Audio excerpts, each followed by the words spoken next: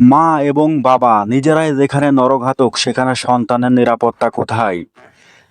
শুধুমাত্র সম্পত্তির জন্য নিজের ঔরসজাত সন্তানকে মা বাবা এবং চাচি মিলে মাঠের মধ্যে নিয়ে গিয়ে কুপিয়ে হত্যা করলো, এটাও দেখার বাকি ছিল দেশের মানুষের।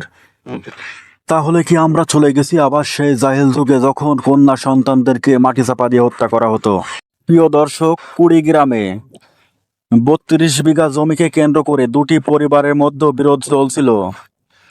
এই মেয়েটির পরিবার একটি পরিকল্পনা করে তার নিজের মেয়েকে হত্যা করে প্রতিপক্ষের ওপর দোষ চাপিয়ে দেওয়ার চেষ্টা করে, কিন্তু কার ক্ষতি কে করে? যার ক্ষতিতে সেই পড়ে। ওই যে কথায় আছে না, পরের জন্য কুয়া কাটলে সেই কুয়ায় নিজেকেই পড়তে হয়। মেয়েটির মা বাবা এবং চাচি মিলে তাদের প্ল্যান মোতাবেক কাজ করে। মেয়েটি যখন রাতের খাবার শেষে ঘরে শুয়েছিল, তখন মেয়েটির মা বাবা মেয়েটিকে ডেকে তোলে এবং মেয়েটিকে বলে, চলো একটু বাইরে যেতে হবে।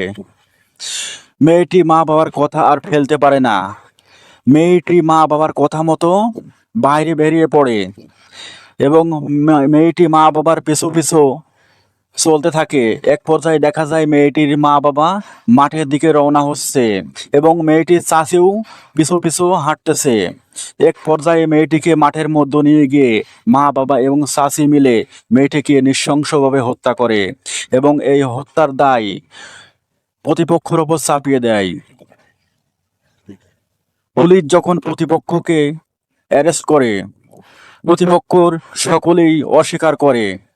পরবর্তীতে পুলিশের অন্বেষণের মাধ্যমে সত্য ঘটনা বেরিয়ে আসে।